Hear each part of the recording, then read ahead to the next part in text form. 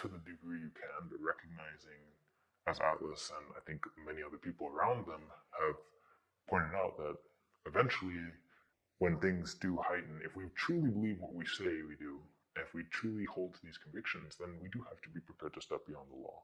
What does it look like? What does that mean? Those are conversations for different places, right? But what it looks like right now is that people should know the law very clearly. Don't have to agree with it. None of us fucking agree with it, but you know the law at least, so that they can't catch you on those small things. When it comes to it, recognizing the big step needed, that's a matter of consciousness, right? A lot of groups around, I think maybe, I don't know too many about other groups that talk about self-defense specifically on firearms training, but I'd imagine most of them do try to follow, again, what is the direct letter of the law right now? What can we do legally above board, above ground? What can't we do? In the example here, the very easy to point to imagery of the uprising, which everyone in Minneapolis, most people in Minneapolis can remember and at least understand, is like, yeah, that happened. It was just down the block. It was just in my city. That was something that really, really went down. It was, in some ways, all the distant stories of war and turmoil and revolution that is elsewhere come home. And we saw it so clearly. In that moment, a group like Atlas can very much have, by virtue of what it's doing, provided a good basis for people to understand what can we do, or in what period of time what we're doing is appropriate, and when we need to step beyond that and take it a bit further.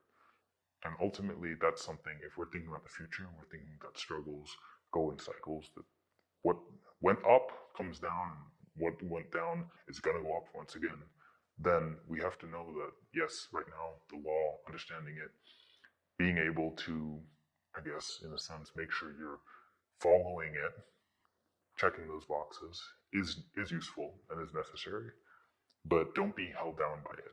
We don't have a legalistic mindset. We're not constrained by that. That's my opinion on it. I think other people broadly share that, but there's also going to be a lot of pushback on that because historically, groups that have stepped further out, there has been intense repression, right? And unfortunately now, because of that experience, there's many people who are maybe more frightened of even thinking about that, even giving it the slightest bit of attention. They are afraid of that, so they step back. And to me, that is going to significantly damper any momentum in a movement, because you're kind of taking a whole important chunk of things and pushing it to the side and saying, don't think about it, don't talk about it, don't even, acknowledge it, because it's too dangerous. Ultimately, again, this goes to the initial point that there's no safety, especially when you're talking about struggle, liberation, community defense, self-determination, decolonization. These are violent things. The enemy state uses violence, he uses oppressive tactics, all sorts of oppressive tactics, and if we don't understand them, and also recognize that to a certain degree we need to be able to pick up certain tools as well. Tools are tools. They don't have a specific politics to them. They can be given a certain politics and given a certain ideology, but at the end of the day, they're just tools. So I know people say the master's tools in the master's house, but when it comes to things like firearms and certain training and certain tactics, I don't think that applies, because I think actively across the world we see people having to, by the nature of what they're involved in, existential life or death struggles, pick up certain tools and utilize them in their own defense for their own liberation.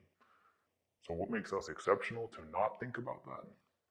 Well, nothing, but American exceptionalism is deeply ingrained even among the oppressed here, and that needs to be broken free of, because if we don't talk about this, if we don't think about it, if we don't recognize the need for preparation, then we're kind of making it more difficult for ourselves. We're sabotaging our own effort at liberation.